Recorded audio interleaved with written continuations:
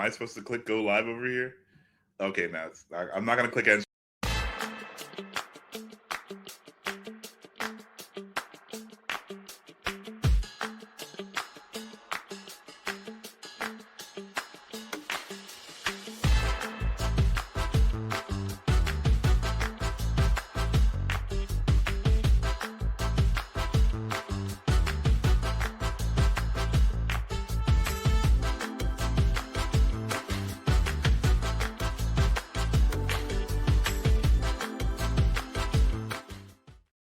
What is going on, everybody? This week has been amazing. I can't get into like specifics, but I'm going to talk about it a little bit. So one of the podcasting goals, well, first off, welcome back to the show, Corissa.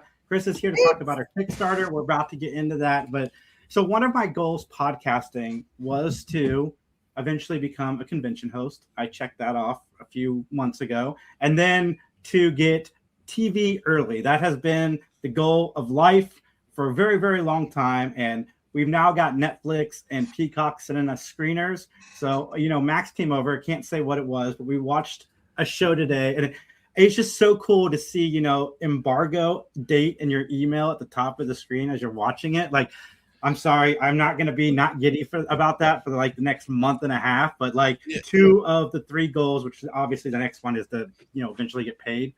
So I are negative $400 a month. But the first two goals, I'm TV early. I am so excited. I am already a minute and 42 seconds into almost ruining everything for all of us because we got to watch this thing early and I want to talk about it. Do not. No. I'm just kidding. But no, it's dope. It is dope. It's exciting, and I'm glad we're coming up. It's all right. Mm-hmm. It's not too bad. So, Corissa, tell us about the new Kickstarter. I'm going to pull it up here on the screen as well. So, this is Worthy Chaos Devastation. It's a same characters from Worthy Chaos Redemption, but in the Old West. Yeah. This one's the other one's more horror action. This is more supernatural adventure. She's an angel and he's a demon, and they're trying to collect 18 ingredients from cryptids without killing the cryptids first. And it's very interactive. So there's this journal. She's a supernatural hunter, and she has that journal, and she has these jars that she's collecting. And people, if people buy the journal for, I think it's $14, every Kickstarter they back in the Worthy Chaos series, any of them, they get the free cryptid page. Whatever cryptid monster is in that issue, they can get a page for it. And this is the box that she carries. It's an apothecary box. She holds all of the jars, the journal, and there is a list that she has to collect. And there's a secret of why it's burnt and all that, which I can't tell anybody. I want to because I love spoilers, but I get yelled at, so I can't do that. Yeah, you embargoed yourself. Embargo, yeah, it's self-embargo. So you know the struggle. Yeah, oh yeah. I get yelled at. I don't know if Tom Holland, he gives secrets. I would give everything away. I'd be like, whatever. I'll talk about anything. So this one has vampires that they're hunting, so far this is the third jar we're collecting. So last issue was vampire blood, and the issue before that was the dragon heart plant. So this is the squonk tears. For anyone that knows what a squonk is, it's not a very popular cryptid, but he's a cryptid from Pennsylvania that just sits in the woods and cries about how ugly he is, and that's it. That's all he does. And if he catches you watching him, he'll cry himself into a puddle. So there's that. I mean, what if you're hey, man, I brought this therapist to help you out, bro. It's, we're trying to get you out of the forest, living your best life, and he's just no, cries himself into a puddle. Yeah, he's actually becomes a main character because I felt so bad for him, so he just kind of follows her around. And Draven the demon kind of wants to shoot it all the time, and she's like, no, he's so cute, and blah blah. And for anyone that doesn't know my story. something that's very unique about it is, so I write the story and I write all the characters except for Draven. My co-writer writes Draven, so they have two different personalities completely, and that's because we rolled it while role playing. So we've got to. It wasn't intentional to be a comic book. We wrote like 125 issues and we're like, oh, I should probably do something with this. And I said the infamous line, how hard could it be to make a comic? And here I am. Hardest thing I've ever done. Most expensive thing I've ever done. So, yeah. Good times. I'm also called the Queen of Merch. And you could tell that because I actually break Kickstarter most of the time because you used to be able to have unlimited rewards. Now it's like 99 and I always like surpass 99. So it kind of like breaks down the system. But yeah, we have like shirts and plushies and metal bookmarks, metal cards, standees, acrylic, everything, coins, pins. That is awesome. Stickers. It's doing well.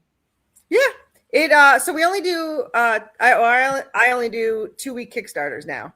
So it only launched 2 days ago.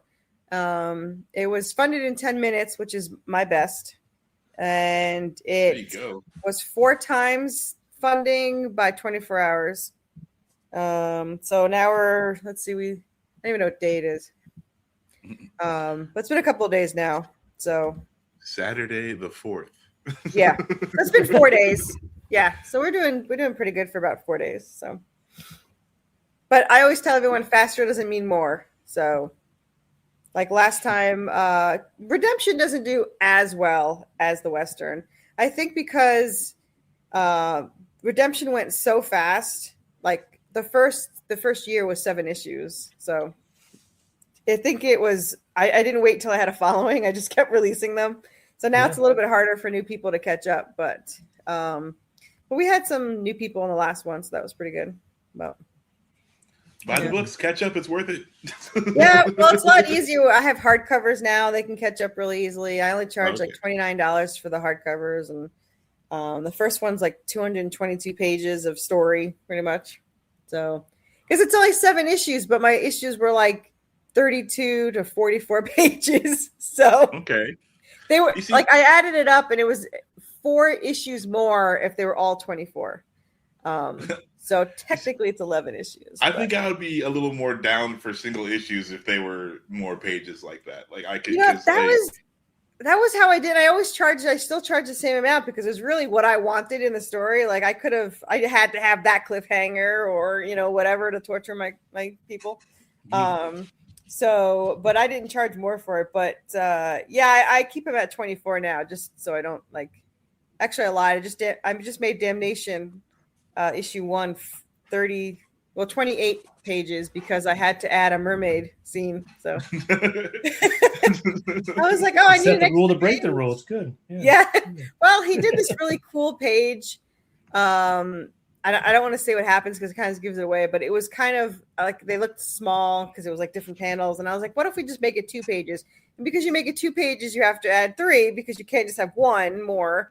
You have to have 4. But then 3 wasn't enough. So I was like, all right, well, we have to add 4 more because I don't want them to just jump in and then, all this stuff. So yeah. So it wound up it went from 20 pages to 28 pages quite too fast. So, whoops. But do you have an end in mind, or can you just do this forever? We're going to hunt. We're hunting things until you get tired of it. So there's only so many cryptids, right? Or are you we can make more. We can make more. We're inventing cryptids. At that point, we're at the cryptid factory. There's a lot of cryptids. There's like 200 cryptids.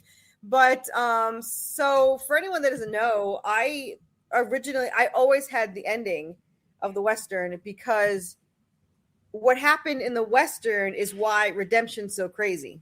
So I was not going to have a series. That's how it starts, or that's how Redemption technically starts, whatever happens in the Western. So after writing Redemption for it's 23 issues, and then it continues for another 25 issues already written. And then I have another story that's 25 issues, but I wanted them in a cowboy outfit. So after I wrote like 120 issues of stuff, I was like, I want to see them in a cowboy outfit. And then I was like, I'll just do a couple of issues before the ending, make it a little, like, I don't know, a couple issues. No, it's 25 now. There's 25 issues. So here what I can do. So it's 25 issues, but if I don't want to end it there, I have another story. I can kind of have a second part before my ending, because obviously my ending's somewhat pretty final. So I can make it a little bit longer. But right now it's 25. It's 25 issues, which seems short to me since the other one's like, more.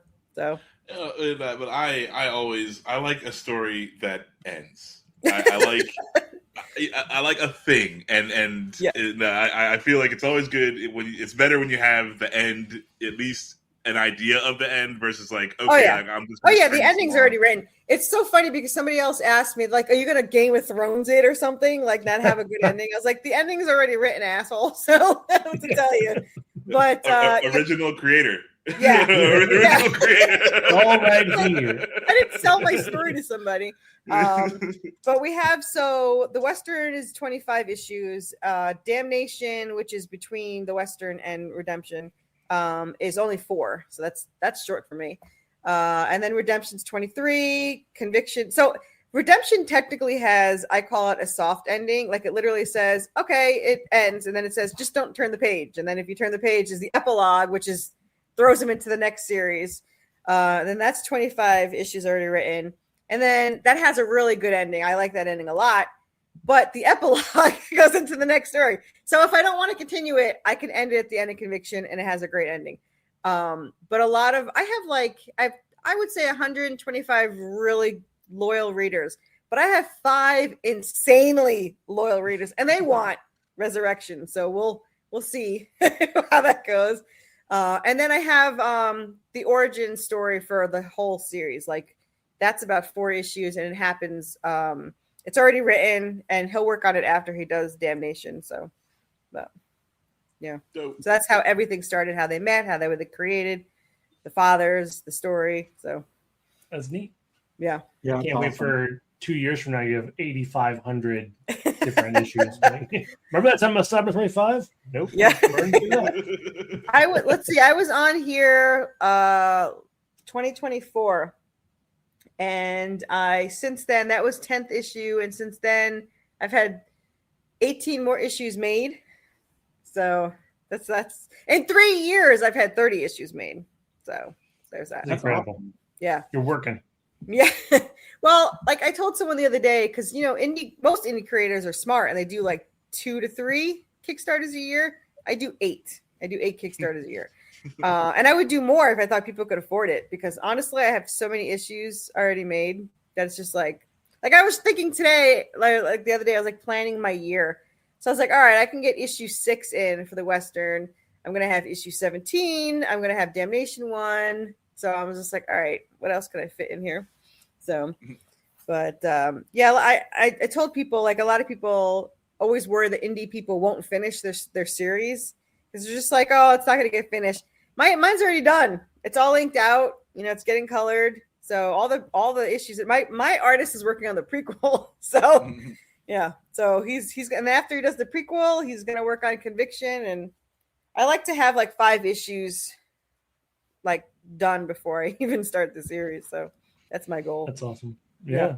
I don't even launch a Kickstarter till at least the main cover is in hand. So I do like 20 issues and then like 5 of maybe each cover, and then that's it. I don't do any extra covers anymore. So if someone wants a variant, you have to go pick it up, because I used to make a whole bunch of them, and now I have like so many of them. So I don't have any room on Kickstarter to list them. Like I ran out of room. So yeah. Is your garage just full of just comic book stuff? I just picture like if you're holding all this merch and you're the queen of it, like do you have a compound that has just my everything? Husband's building a workshop out back. So the only upsetting thing about that is, so it was supposed to be this huge workshop. It was like 20 by 25, and it was like huge. And we had hired like some plumber guy to tell us where the pipes are, because you can't dig over pipes. So we paid him. He went away. My husband spent like $5,000, and like he's been building it. And then I look outside. He looks all depressed. He found a pipe, so we had to like cut it by like 1/3. So it's still good, It's just I was gonna have this huge workshop with like I was gonna ship in there and I was gonna like pack things in there, and now it's just gonna be like, you know, some storage or whatever. But yeah, I have a lot of storage, especially since I buy 500 hardcovers at a time. That's how I keep the price low. Well, if you ever notice, even like some Marvel hardcovers are expensive. Like they're like 40 something bucks. Yeah. And most indies are 55 each. Mine are like 29. So see, that's dope. And that I think that also lends to why the Kickstarters do well, you know, because it's like, hey, like I'm getting this quality, like a hardcover, yada yada, you know, with extra pages. Like I love 29 is not bad for that. Love hardcovers. Like they all have 5 issues. They're about 150 pages. It feels good. The hardcovers sell so much better at cons. Like it's just like, look, I have a hardcover. Look how fancy it looks. And, yeah, the special thing. Yeah. So pretty much my Kickstarters pay for the art for the hardcover, and then the hardcover Kickstarter pays for printing the hardcover, and then that's it. Like if I could afford it, I would literally just make hardcovers if I could. But unfortunately, I have to pay mortgage and stupid bills, and adulting sucks. Adulting build a whole new house suck. to store it too. Yeah, everybody, you can. Yeah, I don't. That's the thing, because I have to buy. I have a hardcover coming, and there's another hardcover I want to get because when that one's done. So yeah, there's like 3 more hardcovers I want to buy, but I'm just like, where am I going to store it? Because it's like 17 boxes, 17 big boxes. And they just showed me a picture of the new hardcovers coming. I was like, oh, it's so pretty. So, but yeah, I mean, I like having I like having everything in hand before I launch, because then people don't have to worry about it. I mean, I ship out pretty much at least 30 to 40% within the first 24 to 48 hours. Okay. So like, I don't even get paid yet. Like as soon as the Kickstarter ends, that hour, the PDFs go out, and then I start shipping stuff. So, well, awesome. And then yeah, and then like 4 weeks later, I get issues. It's about 4 weeks. I get the rest of the issues in, because my last Kickstarter ended 3 weeks ago, and I just got them in. So I'm gonna be shipping those this weekend. So that's all fun stuff. I ship like every month. Like creators call me crazy. I believe it. Yeah. Well, the weird thing is like I've been lazy my whole life. So like everyone's like, "What the hell are you doing?" I was like, "No, I don't know." I get a rush. I found my thing. Yeah, it's awesome. Yeah. Yeah. So yeah, but I get a rush every time I pack someone's book. It's kind of they're like, I can't believe someone like pays me to like make these. Yeah, just like make stories and draw art. Like it's the dream. It is the dream. Yeah, I have another series coming too, but so I have a cryptid Kickstarter, cryptid issue starting. It's like halfway through, and it's in the point of view of the cryptids. So like it stars the Cerberus Hellhound and the chameleon vampire bat from Redemption, and it has Anubis. And the funny thing is, it actually was somewhat.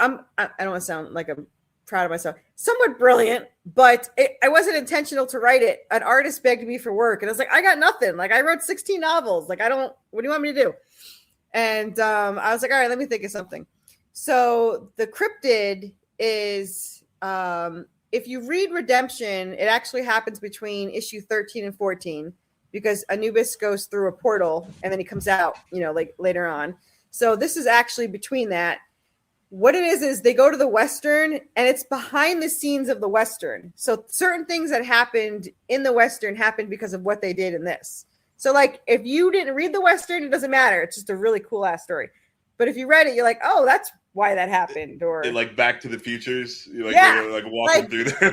For example, like the biggest one I could think of. So in this, I think it's issue 2. Seraphina's walking across a river or something, and there's a Jersey Devil and a dragon cat fighting, and she's like, "That's weird that they're out there, fighting. That's not normal." And then in the story of the cryptids, what happened was one of them stepped on their tail, and it knocked the other one into the other one, and they started fighting. So they had to like get the hell out of there. So you get to see like this little thing of like why this happened, and It wasn't intentional because when I wrote it, I didn't have a reason for them to fight. So it looks very well planned, but I didn't plan it at all. I'm gonna pitch you an idea. Feel free to run with it. Okay, we need 32 pages of the Squatch or the Squibbo or the whatever the thing just crying itself into a puddle. I could do that. There's no words. There's no dialogue. There's no like even interaction. Like he's kind he of saw like a someone Pokemon. He just see him, and then just cries himself into a puddle. And you almost flip book it, and it just shows him melting. I like that. Yeah. Well, I like that would be a idea. dope little thing. Like, just like, here's a flip book. Yeah. All right. Copyright pending. Patent pending. You're welcome to it. Like, have fun. But I think that would be hilarious. I like it. I like this little Squawk's my favorite, man. Cry himself into a puddle. It is what it is. But you guys can. I'm just letting everybody know they can link to the Kickstarter in the comments or in the description below. Also, I tell everyone the easiest way to find it. I mean, links are great, but if you forget a link or you don't want to come back, search Worthy Chaos. Search it on Kickstarter, Google, Facebook. It's the only thing that pops up. If you do it on Kickstarter, 27 things will pop up. So there's 3 things in pre-launch, and there is the 1 live right now. So and since we only do 2-week Kickstarters, I think it's done in like 11 days. So I love. My goal is 1 week. Like that's my goal because I have the first 48 hours and the last 48 hours. So like, why can't I just have a 5-day Kickstarter and then move on to the next thing? First 48. Let's bang this out. 5-day Kickstarter. I need to get to stuffing these packages and feeling good about myself. I need that ego boost. So, I used to get ego boost from I don't know if you've ever heard of the Nashville Comic-Con, and every year I went, and every year, granted it was like 7 people, but every year the same 7 people would come looking for the next hardcover for 4 years. Well, they sold out to Galaxy Con, and it went from $160 for a table to $800. Oof. So, and an extra day. So that's so I was like, all right, well, can't do that. So now I'm like, there goes my Easter boost, my big boost that I get. So I'm actually doing, if anyone's in Knoxville, I'm doing the fanboy cons from now on. I did this anime one this last weekend. That actually went really well. And then I have the big fanboy, which is actually big. So I get a little worried because I don't like big cons. I don't know. When they're there for the fancy actors and stuff, I feel like they spend all their money there or their time in lines. Or I waited 4 hours once for Robert Englund, and I didn't want to look at one damn thing after. So, yeah. No, I mean, like Matthew Lillard's line in the last con we were at was decimation of your weekend. Like it was like there's no coming back from the Matthew Lillard line. Like Horrorhound, it was worse. It was sold out in like 11 minutes. Horrorhound in Cincinnati. Well, I did. So Norman Reedus, I thought was going to be forever, and it was quick. It was like 30 minutes, so it was quick. But so Robert Englund, let me just clarify. I hated him more and more through the line until I got there, and I loved him again. But like the whole time, like there was not that many people in front of us. There was tops 50, 60 people in front of us. But he talks to everyone for 15 minutes, until of course it's our turn, and then it's too late, and they're like, "Okay, he can't really talk." I was like, "Thanks." Yeah, we got to shuffle him through. Yeah, so we were the last. Now I'm by myself, and there's two people behind me, and if you can't tell, I talk to anybody. So like I'm talking to everyone in the line. We're all like telling everyone's story. Line buddies. Yeah, we're all buddies now. We're all invited to each other's wedding. So like the one there he said he waited in line 9 hours once and didn't get it. So the whole time the people are telling us, oh, he has to go to lunch soon. So we don't know. And I was like, you son of a bitch. So we had been there for like 3.5 hours at this point. We're timing him. Every time we talk to someone, it's like 11 minutes, 15 minutes. We're like, shut up, please. Just shut up. So the 2 people behind me kept saying, we're going to leave. They weren't together either. They're like, we're going to leave. And I was like, you're not allowed to leave because you leaving doesn't help me get closer because you're behind me. And I said, if you leave, I will get his autograph, find you, and make sure you know that I got his autograph. So we all stayed, The guy that was there for 9 hours. Yeah, they had to. Yeah, they had to. He bullied them. Yeah. It's like, I'm not going through this alone now. But the guy that had waited 9 hours once, he got it. So we all cheered when he got it. We're like, at least he got it. Something happened. So then I got up there and I gave him my hardcover, and he was super excited. He signed his Easter egg. There's an Easter egg in all of the redemption issues, and issue 3 has his sweater. So he got to sign that, and he asked to keep one. And I was like, yeah, of course you can. So he kept the hardcover. So he's really nice. So I loved them there. Were you like $29.99? Like you Venmo? Like Cash App? How do you want to do this? Oh my God. The longer I was there, I was like, my love for him gets less and less as the minutes go by. 4 hours. My feet were killing me. The chick in front of me had like the seat that you can sit on and fold. So she let us all take turns. And I was like, I need this thing. And my husband, who I still don't understand, I said, do you want to go back to the hotel? And he said, no. So he's just waiting around. I was like, why don't you go online, and get some of the Walking Dead people? Oh, I don't want to stand in line. I was like, really? Because I'm here for 4 hours, pretty much. So go find something to do.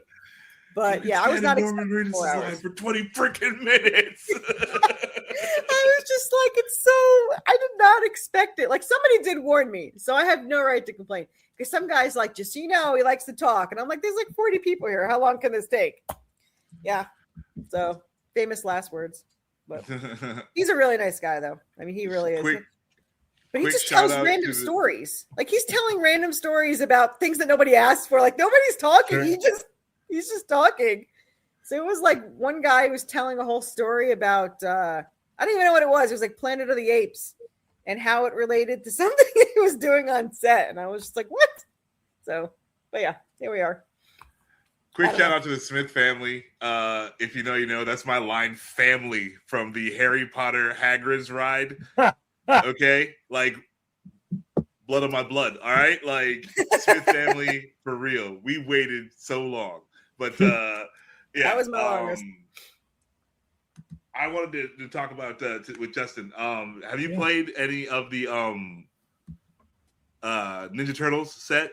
Have you looked at? I did some of my friends and I got together and we did like a little draft of the turtles and some other sets.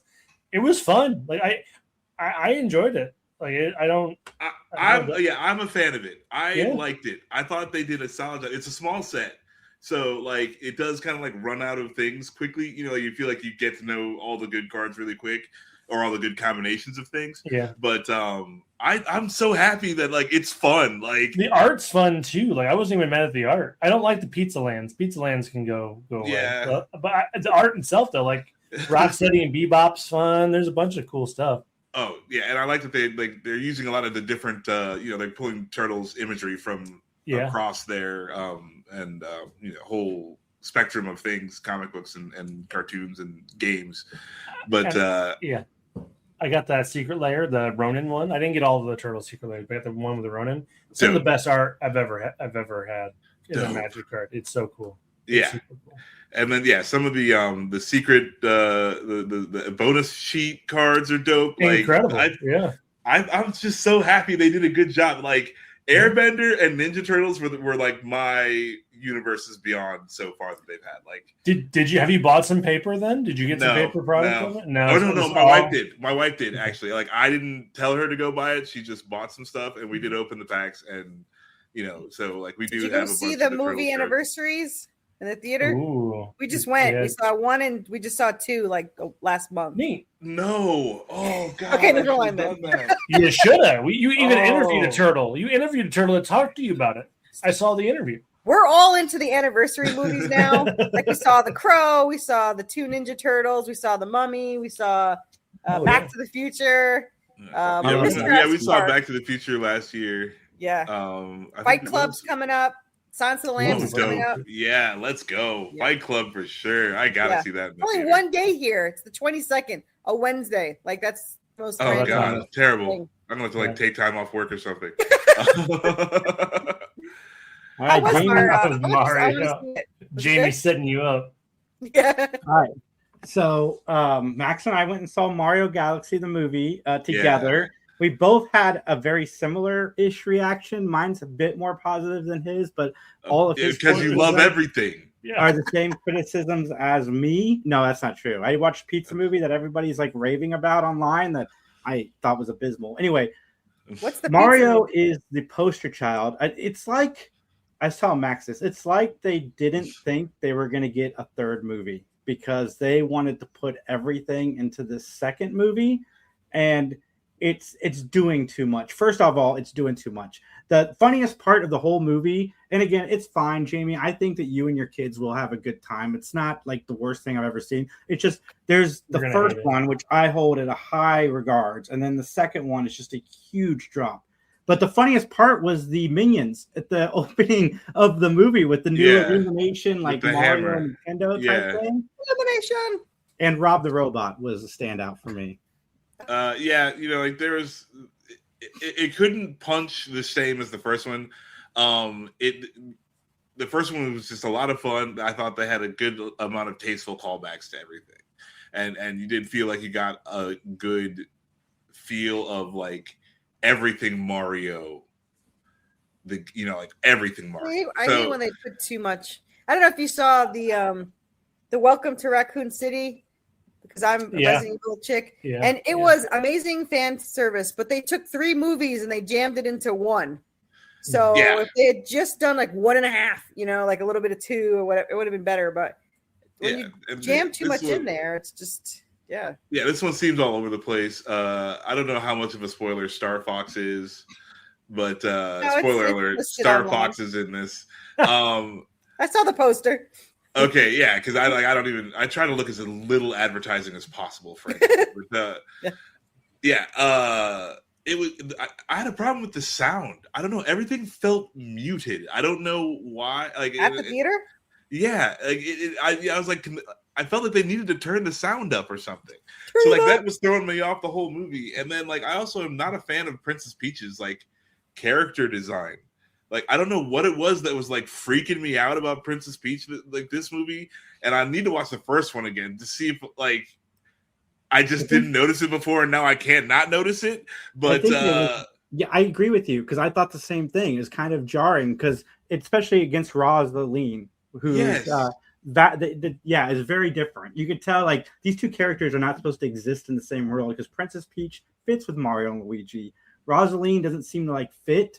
So, and she was I completely agree, especially when they went to the flashbacks of Peach and Rosaline. It was wild. I was not a fan of her character design.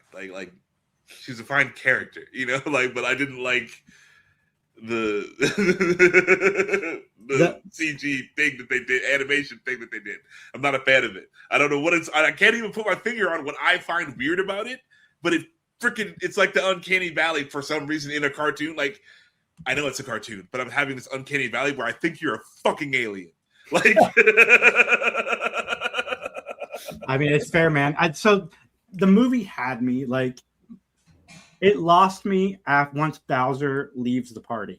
If Max knows what I'm talking about, but there's a point where Bowser leaves to go off, and that's where the movie started to lose me as far as caring about what was happening because the banter between Bowser, Mario, and Luigi and Yoshi at the first 20-30ish minutes of the movie was my favorite part of the movie. Overall, that was the best part of the movie because it still kind of felt like that original Mario, and then that's when all the too much starts to happen where we've got Mario 2 Casino, we've got Star Fox, and I don't want to get too many spoilers because I know people want to see it, but it's just where it started. Y'all can wait. Wait till it comes on streaming. It's gonna be a week and a half tops. They love to be putting shit on streaming now. I remember we used to have to wait. You don't gotta go to the theater for this one. Is all I'm saying. Oh my god, yeah! Remember going to the video store? Yep, 6 months. And then and then it being sold out the video store. Do you remember that aggravation? What? And then you couldn't even buy it. You couldn't buy it. It was 6 months till you could rent it, and there was a year till you could buy it. It's 6 weeks now. Yeah, well, that's good. It was better. I mean, better for me now, but for marketing, I would think the old way was better because you wanted to see it, you'd go to the movie theater and see it, and then you rent it. And then you buy it. What kills me now is if you try to rent something on Amazon Prime or something like that, it's not cheaper than buying the movie most of the time. No. It's just $2 difference or something crazy. And it's like, well, I might also buy the thing if I want to watch it and have it forever, at least till the license holds out. It drives me nuts. Yeah, and that's the other thing too. It's like, okay, till the license friggin' holds out. Like, yeah, like you know, like there's something to be said about like, okay, here I have a thing, I have the machinery to look at the thing, and I bought this. Like, I bought a copy of the thing, so it's mine to do with as I please. Like, that is going away. Like, people don't have anything. You're not actually getting anything. Like, you're only getting information that can be deleted. Like, and Amazon does delete it. Yeah, they have deleted things before. That's so wild to me. Which is that should be illegal. And didn't they delete it? Someone deleted digital game.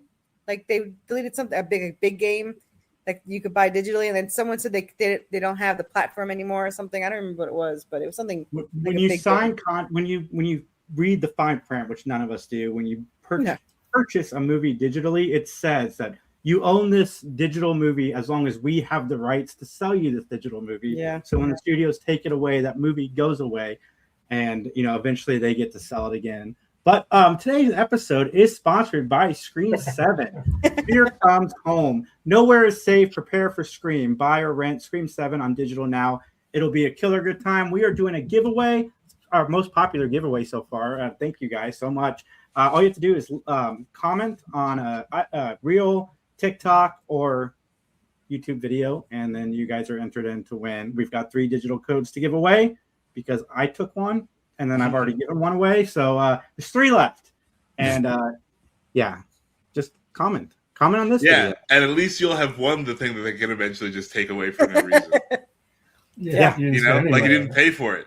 Yeah. Like, you got it for free. So, like, what's a comment to like, because, like, we're all getting fucked, but at least you didn't pay, Like, you've got a good at least 2 or 3 years before they even take this one away. Maybe, so. Like, it could be to fucking tomorrow. Like, who the fuck knows or cares? Like these companies who knows don't or cares? Like, it's gonna happen. Like, just understand, it's like death. You know what I'm saying? Like, this is inevitable that they start doing this shit. All right. So they say you'll own nothing and like it, right? Jamie? Comic book stories. Sorry. I'm just sick of the subscriptions and stuff. Just sucks. Oh yeah. Oh, you're telling me it's exhausting. Everybody, today we're doing our top 5 favorite comic books / movie stories. Comic book or the key word, but it can be movies or books. I'm going to kick us off with my number 5, and my number 5 is going to be a very me title to choose, and that is the rebooted Mighty Morphin Power Rangers book. I loved that they gave Tommy PTSD from his mind control of after Rita, and he's got like haunted by all of that stuff. I thought that was a really nice ad for us adult fans, but it was a lot of fun to read, and I loved it. Like, it was really nice little layer to add to something that didn't really have layers before. Mine's gonna be basic as fuck. My comic book list. I'm sorry in advance. You like what you like. Yeah, it doesn't matter. That's it. Like, is this a good version of what you like? Like, that's the thing, right? Like, anything can be fucking good. Like, they made My Little Pony good. You know what I'm saying? Like to people, they're like, this is just a toy that they sold in the 80s, and then like they made it something else. I love My Little Pony. But the original, the scary one with the dragons. But dude, you like what you like. It's just basic fuck, whatever, man. Like, do you enjoy it? Is this a good version of it? Oh, I gotta say like one more thing. Too, though. That's the other thing. Though. What I like shit. Everybody, listen. Before Max gives his number 5, go watch Daredevil: Born Again. If you were apprehensive because the first season wasn't like the Netflix series, I promise you, season 2 you are going to love. It needed that season 1 story build up to get to where we are in season 2. Season 2 is brutal, and it is really good storytelling and acting. Mike even commented in our group. He's not here today. Last week he said the first episode was fine. He's in. Like, you guys need to go watch Daredevil: Born Again season 2. It is good. It is very, very good. Does manga count as comics? Yeah. Yes. Sure. Okay. Sure. Yeah. My number 5 is Batman: Death in the Family. that was one of mine, so now I'm going to switch one of mine. Okay. Oh wow! I did it to somebody else for the first. Like, okay, this is dope. I don't know. Normally, I don't snipe people. I only get sniped, and I'm sorry that it happened to you. But like, right. Wow, it feels so interesting on the other side of it. No, okay. Batman: Death of the Family. And like the book is like okay, but the story behind this book is hilarious. This is a story of the Robin who came after Dick Grayson. I didn't get to vote. Who was hated so much that they took a vote. They're like, let him live in the comics. Let him live. Or kill him. Kill him forever. And don't do that comic book thing where you bring him back to life. Kill him dead. And then they're like, okay. And they have a terrible, terrible thing happen to this child that America fucking voted for. It was pretty brutal. It's pretty brutal. And I'm just like, what a great story this is. You know what I'm saying? Like, how hilarious is this? They took a vote. Mercy on this fictional character. It literally costs you nothing to say no. Do not kill this child. Hey, I'm a Dick Everyone's Grayson like, fan. fuck that kid. I'm going to send it. Yeah. I'm going to send you a physical letter in the mail that says, fuck that kid. And they fucking drew it. Wow. That's so good. Oh. But he came back. But fine. Eventually he did come back. But yeah, fucking come on. Like, that's great. All right, Justin. Me? All right. This one kind of out of left field, but I think it fits as it was most of my childhood. Calvin and Hobbes. I am a sucker for like a solid, like there's not really a storyline outside of the comic strip that's on the page, and you get like a fun thing at the end of it. But man, that got me through a lot of camping trips as a Boy Scout. It was so much fun. Dude, Calvin and Hobbes is dope. What know funny that my husband's dad is like Calvin's dad. Like he'll lie and tell this all exaggerant thing. And I always think it's funny. I love hearing the stories and just I can't believe there's actually someone in real life that's like Calvin Hobbes' dad. That's awesome. I mean, with Calvin Hobbes, the only one I really remember, like I read them all, but my favorite one was Why Were Pictures in Black and White? And he was like, that's the way the world was. Everything was black and white, and then one day color. Yeah. It's so much fun. It's just like comfort food. You just like a warm blanket. It's so much fun. I love it. What do you got, Carissa? Number 5. My number 5. I'm gonna say Ghost Rider. Ooh. It was kind of like Midnight Suns is the one that it crossed over. So I would say that was one of my favorites. It was Ghost Rider that I really read. I read Ghost Rider and Batman and Robin, but somebody stole mine. So, but those are the 2 series I read in the 90s. So Ghost Rider, I'm going to say the Midnight Suns crossover story. It was good. Let's check that out. I've not read much Ghost Rider, and not since like the 90s, and it was very little bit back then. But this was when they crossed over with like 5 other ones. It was like Bible Black and Blade and the Thing and all that stuff. But the funny thing is the second Midnight Suns is when I stopped reading because they crossed over 30 things, and I was like, I can't afford that. I'm a freaking teenager. So I have not read a mainstream since. Like, wow. So that's why it's 5 and not 1 because it ruined me. I respect it. Yeah. She's like, y'all got the hardback for $29.99? Shit. Yeah. My number 4 is I pivoted because Justin gave his number 5 and it made me like, wow, we can do this. Like I didn't even think about this. But my number 4 has to be Garfield because I read Garfield. I still read Garfield. I have a collection of all of the books. I even love the Chris Pratt animated Garfield. I hate the Bill Murray Garfield, but I love Bill Murray Garfield for real. No, dude, that's the real one. Garfield Bill Murray. No, Garfield and Friends. I used to wake up at 6 a.m. before school just to watch Garfield and Friends because I'm committed. And that guy was the voice of Garfield. Spider-Man and Friends. That's fun. That's dope.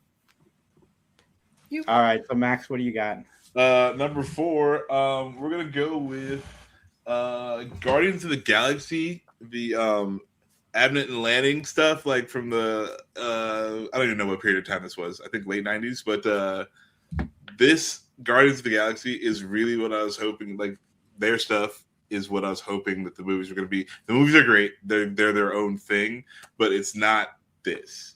So like again, no hate on how anyone did anything, but sounds like a lot of hate. This shit is also dope. Like, check out the comic books, not because I'm like, oh, the movie sucked. I was like, no, they did their thing, and it obviously worked. Like who doesn't like the Guardians of the Galaxy movies?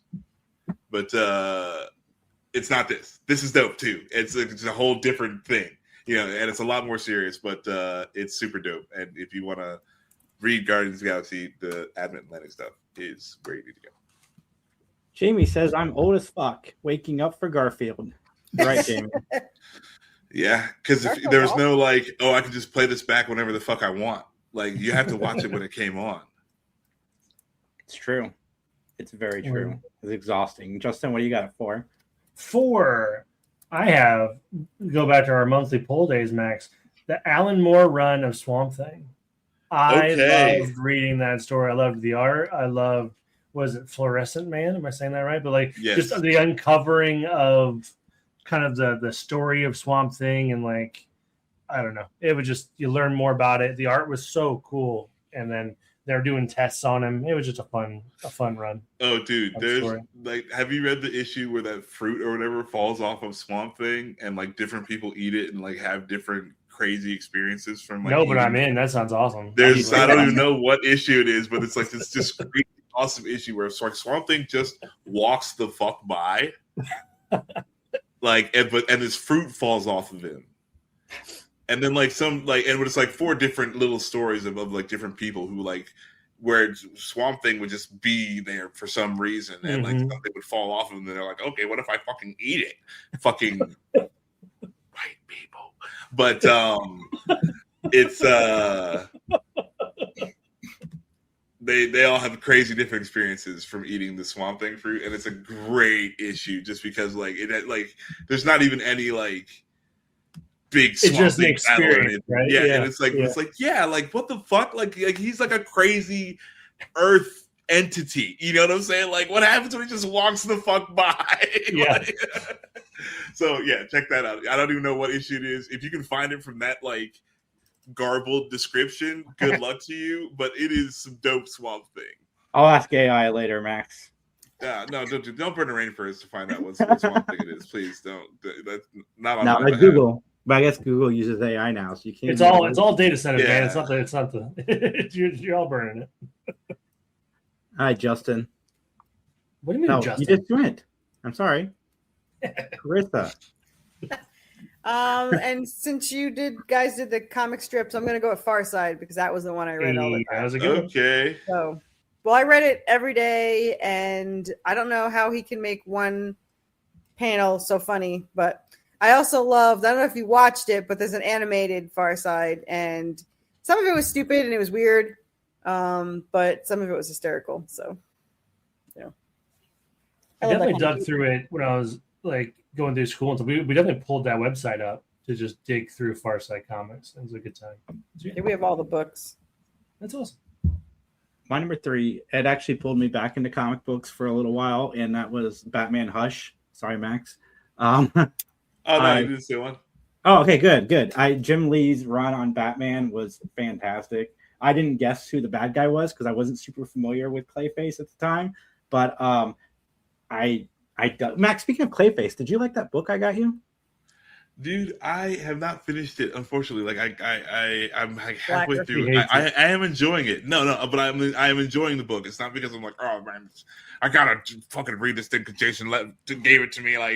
I'm not doing that thing. I just I put it down and I have not been able to pick it back up. But it's dope though. I like the story of it. I like the Batman that's present. They encapsulate. They give you the Keaton Bat. You're into that character. So I dig it. But no, I haven't finished it. But it's dope. Not because it's not dope. Yeah, I need you to finish it by December so I can buy you the next book in the series. So Ooh, get on it, Max. Ooh, that might be a big ask, but I do need to finish it. It's dope for sure. What do you got at 3? At 3, I'm gonna go with the Gail Simone run on Secret Six. This is like an anti-hero good time. Secret Six is super dope. It's a bunch of like B DC villains, Catman and Deadshot, and just like a bunch. I think Bane shows up. There's like a bunch of sweet villains that end up teaming up for like one reason or another, but it's like they're never like doing the right thing or really the wrong thing. Like, yeah, it's just like super awesome anti-hero stuff, and it's really, really fun. So not a lot of people know about it because it's all about fucking B villains, but Secret Six is dope. Like, I feel like they could, like, James Gunn. Hey, guy. Good TV show. James Gunn. This is your shit, bro. Come get this one. Come get this one, James. Like, it's right up your alley. It's everything you love. It's it's that characters people fucking forgot about. You're like, oh man, what if this guy was dope? This is it, James Gunn. Like, everyone, if you want to see the next James Gunn thing, like, it's right here. This is the one. This is the one it needs to be. Come on, bro. You can do it. That's awesome. You have the power. That's my number 3. It's really good. Check it out. Secret Six. It was really hard for me because I was doing the thing where I really wanted to like collect each issue at a convention, like in person, but like I'm gonna end up having to order a few volumes of this just to have the whole run. But it's dope. Yeah. Super dope. My number 3, right? 3, is Saga, another monthly poll we did together. I really dug it. It's a fun story. It's a super fun story. I am not anywhere near done with, like, I've gotten through the first couple of like hardcover volumes, but like, I love it. It's just a giant space opera-y thing of people trying to raise a kid when both sides of their family, really Romeo and Juliet shit, just in a crazy universe. It's a lot of fun. Yeah, it is dope. It is super dope. I've got like 9 issues of it right here. I love it. Yeah, Saga is super dope. I agree. It's so good. I've read the first 4 so far, I think. Yes.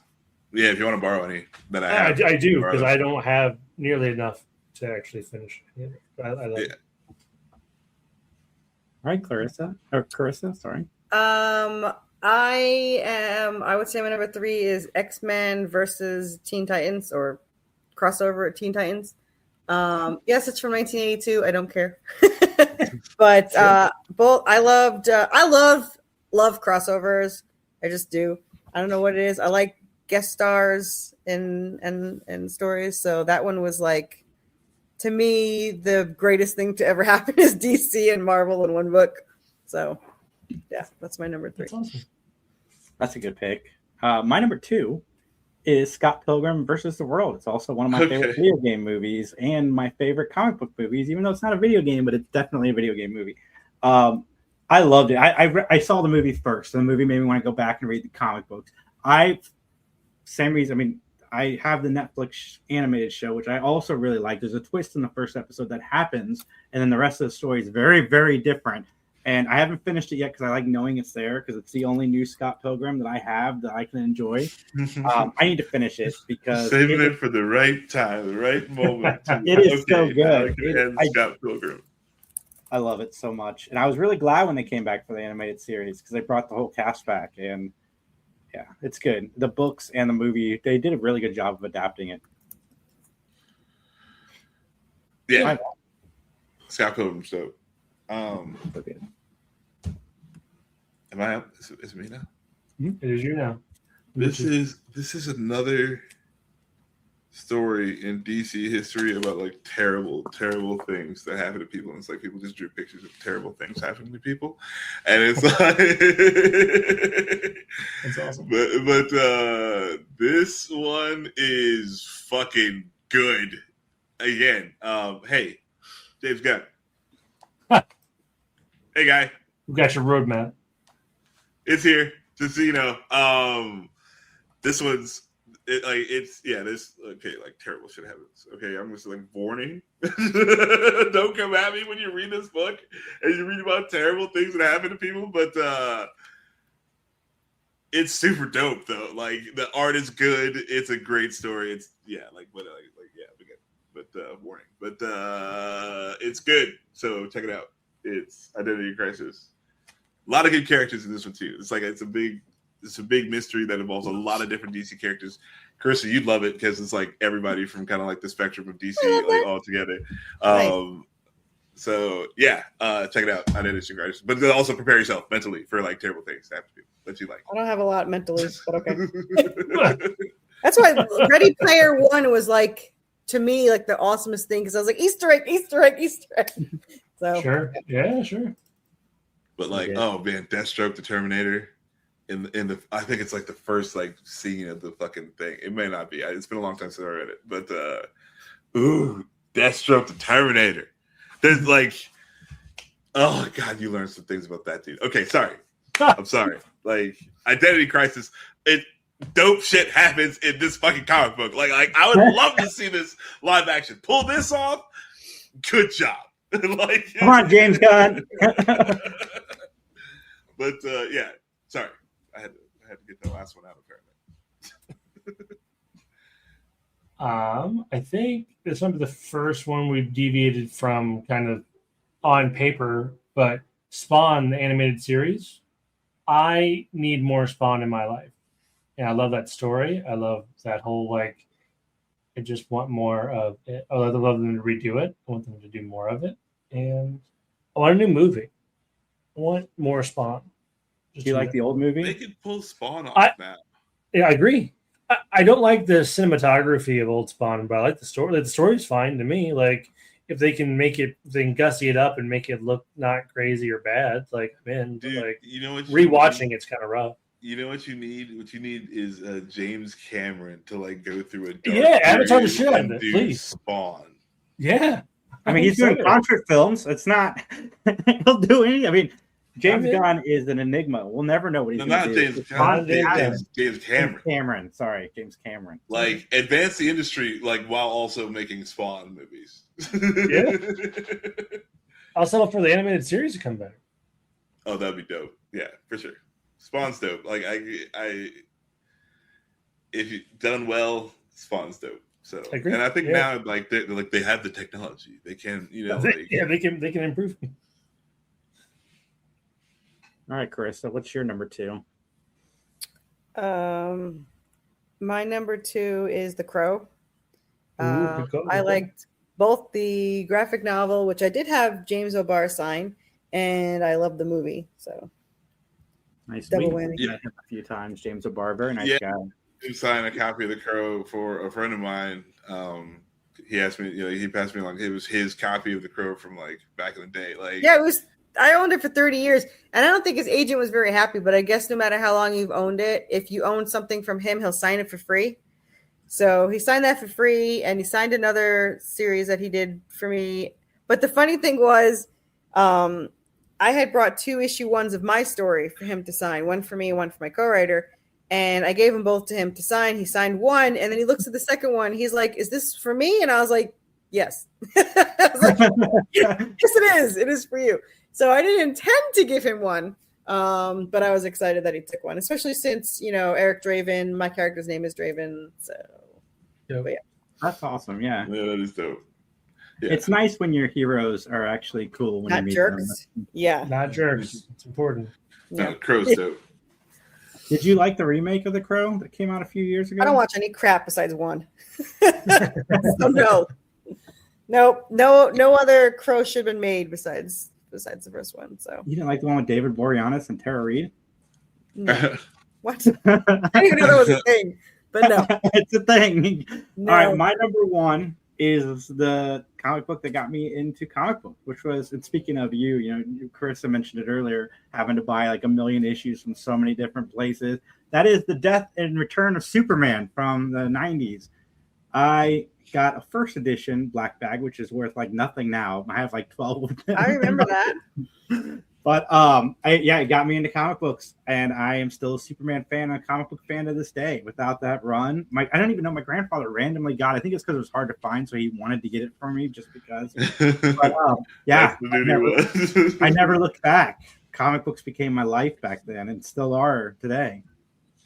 Yeah, I remember, like, that's the thing I remember having was, like, people remember, like I don't know, like, JFK or something. It's like, oh, yeah, do you remember, like, when Superman died? Like, and then also it was, like, such a huge thing. And, like, you're saying, like, oh, you got the first edition black bag, and everyone was speculating that these things are going to be worth, like, millions of dollars later. Like, oh, I just remember the rush of them. Yeah, I just remember the rush on them. I just remember the news outlets covering, like, everybody's trying to find one. They're all sold out. Like, everyone thought those would be gold.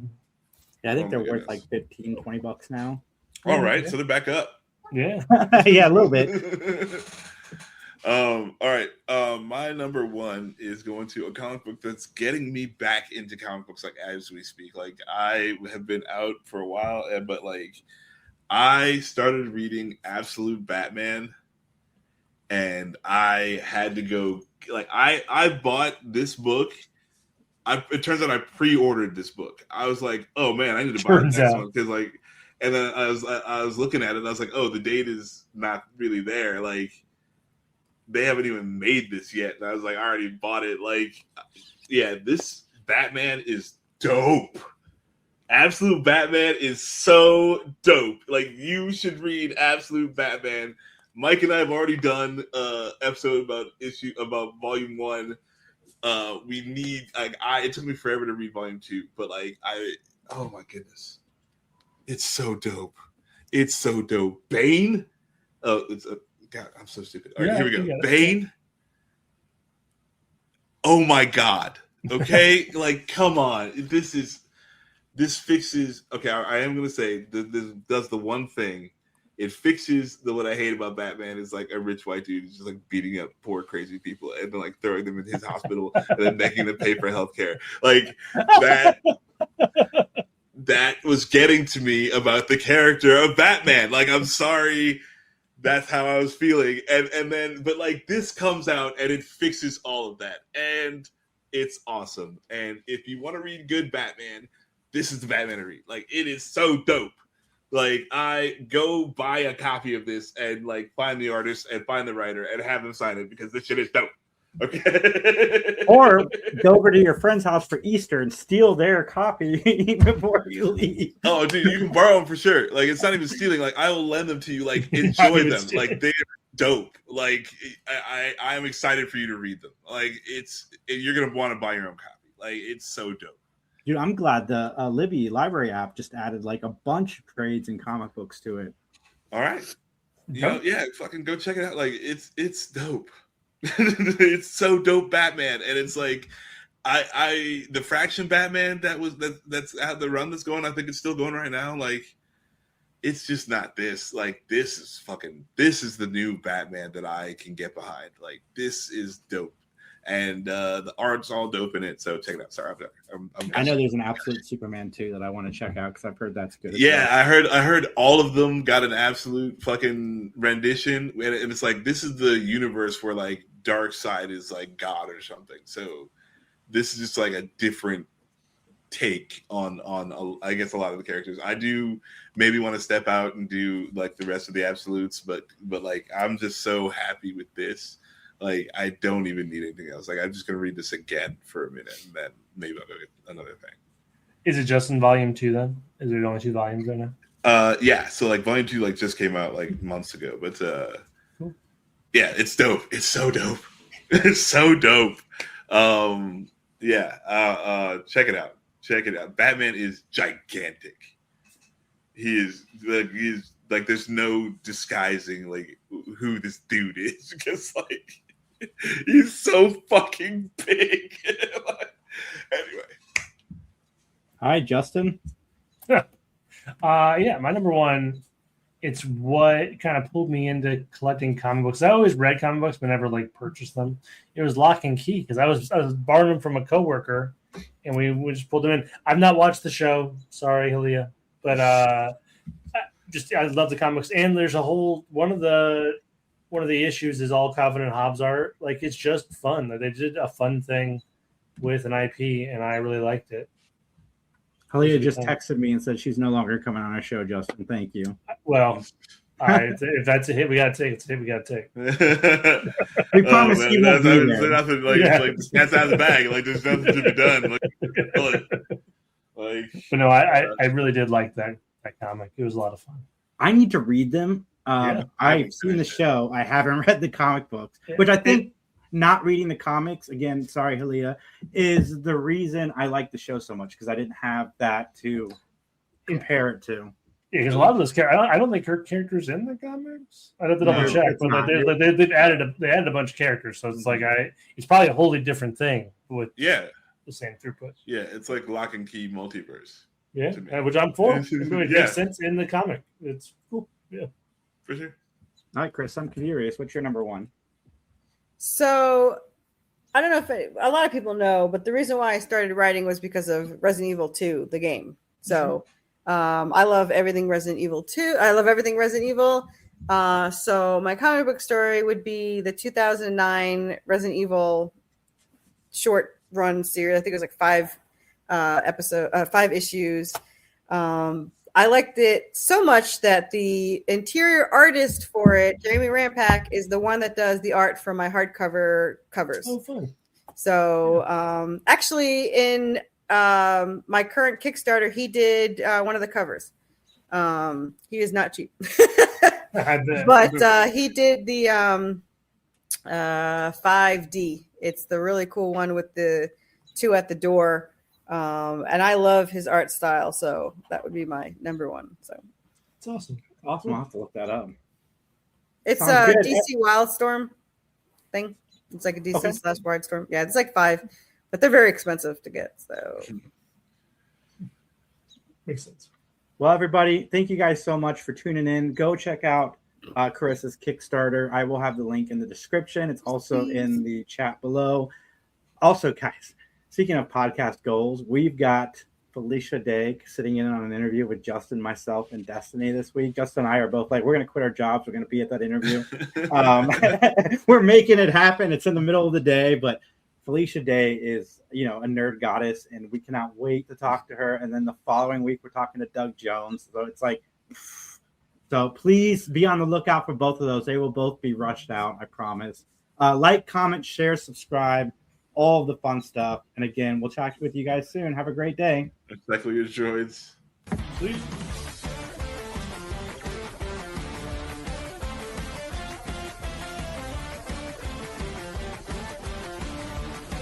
I think failed on the intro and the outro. Failed or just succeeded in a different way? My browser failed to play the clip. It succeeded in a way of like showing me darkness.